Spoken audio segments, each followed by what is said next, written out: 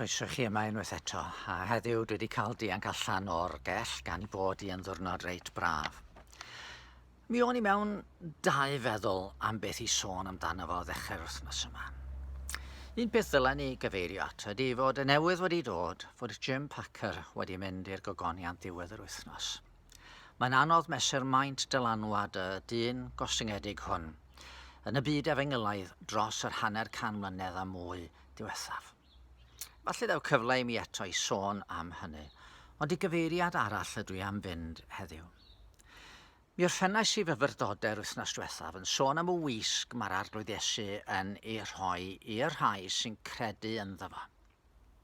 Gwisg o gyfiawnder, mwyn i'n beien ei gael I cuddio. Yn wir, be wisgodd yn drygioni I hunan wrth fynd yn abedd drosto ni ar y groes. Mae'n braf meddwl ar ddechrau'r wythnos fod Duw yng Nghrist yn gwenu arno ni, fel mae'r haul yn gwenu arna I bore yma. Mae gynddon ni wisg ddisgleirwen wrth I ni ymddangos ger bron Duw'r nefoedd trwy ras. Os hoffech edrych yn ôl ar Myfyrdod dydd Gwener, i'ch atgoffa chi o'r hyn ddydes I yno, mae'r Myfyrdod yn dal yna ar gael I chi.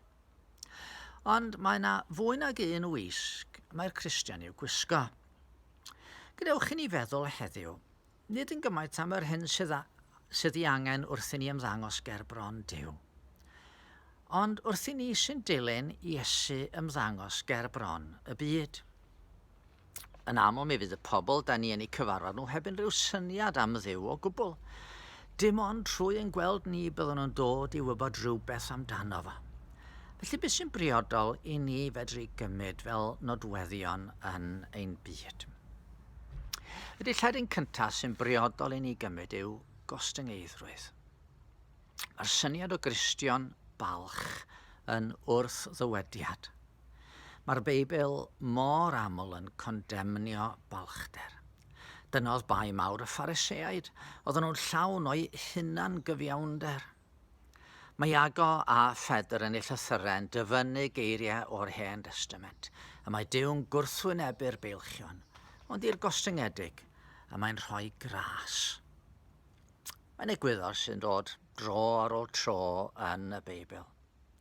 Ond wrth gwrs mae modd camddeall beth ydy bod yn ostyngedig. I rai, mae bod yn ostyngedig yn golygu bod yn glwt llawr I bawb arall. Caiff pawb arall gerdded drosto chi.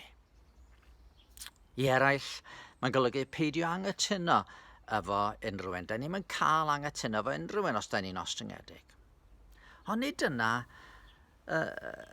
dyna di'r hyn mae'r Beibl yn ei ddysgu I ni. Chi'n cofio pan oedd Iesu yn disgrifio'i hunan un tro. Mae'n dweud, cymrwch fy iau arnoch a dysgwch gennyf oherwydd addfwyn ydwyf a gostyngedig o galon. Da ni'n gwybod fod Iesu'n ddigon cadar ni I anghytuno efo rhai, oedd yn gwrthwynebu y drwg, nid rhyw wymp o glwt llawr oedd o. Mi oedd gostyngeiddrwydd Iesu yn deillio I berthynas gyda'i dad nefol. Rwy fi wedi disgyn o'r nef, medde fo, nid I wneud fe ewyllus fy hun, ond ewyllus yr hwn am hanfonodd I. Yn rhefn ddwyfol y Drindod Sanctaidd, mae yn natur y mab I fod yn ostyngedig i'r tad.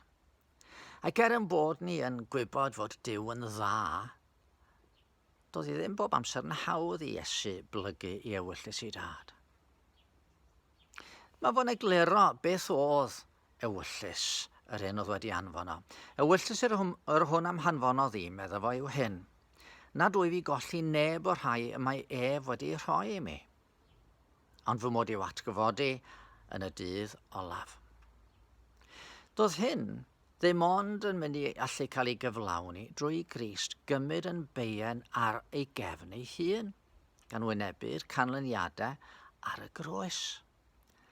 Ac yng ngar Getsemane, wel, da ni'n gwybod bod I wedi fod yn strygl iddo fo.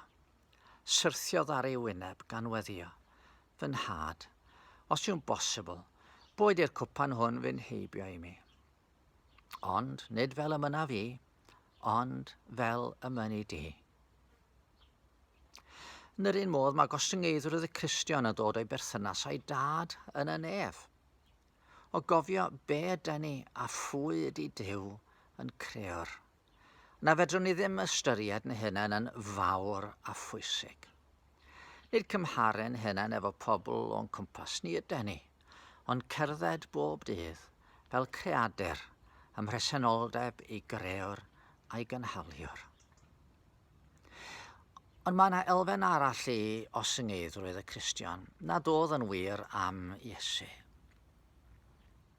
Mae gostyngeidrwydd y Cristion yn cynnwys edifeirwch. Mae hwn yn nodwedd cyson o fywyd y Cristion. Mae hwn yn deillio o weld yn bod ni wedi bradychu ein Duw gogoneddus. Ac nid rhywbeth sy'n digwydd unwaith ac am byth ydy adifarhau. Mae yna glofni sy'n parhau gyda ni drwy'n hoes am yn bod ni'n sylweddoli nad oes na ddiwrnod wedi mynd heibio heb i ni fethu a charu Duw gyda'n holl galon neu garu'n cyddyn fel ni yn hunain.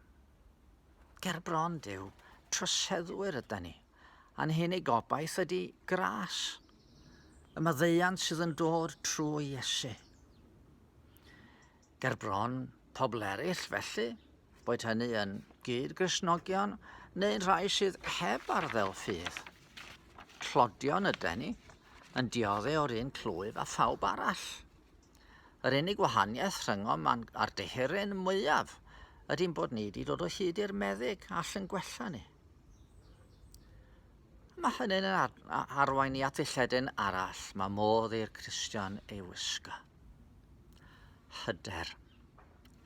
Nid hyder yn ddon ni'n hunain ydy hwn.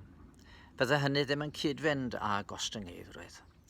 Ond hyder fod Duw yn dda, fod Dyw'n raslon, i fod am yn newid, i fod yn debycach i'r arglwydd Iesu, a'i fod am wneud daioni bobl eraill trwm ni. Dyma'r cadernu dylai beri eraill fod yn gweld fel rhai y gallen nhw ddibynnu arno ni, a hyd yn oed byddan nhw'n dechrau'n holi ni am y gobaith sydd ynddo ni.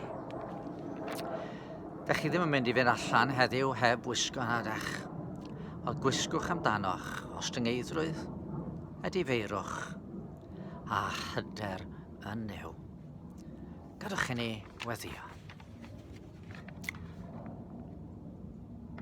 Ti yr hwn wrandewi weddi, a ta ti ydaw pob cnawd. Llef yr isel nes dirmygu, clywi o chyneidiau'r tlawd. Dy drygaredd sy'n cyfleidio'r ddeiar faith. Minnau, blygaf yn granedig wrth orsedd rasol di, gyda hyder gostyngedig yn heiddiannau Calfari. Dyma sylfaen holl obeithion euog fyd. Hysbys wyt o'm holl anghenion cynnig treithig ar dyfron, gwyddost gydd feddyliau nghalon, a chrwydradau mynych hon. O tosteria, ymgeledda fi a thras. Amen. Wel boed yr wythnos yma yn wythnos o fendith i bob un ohono ni.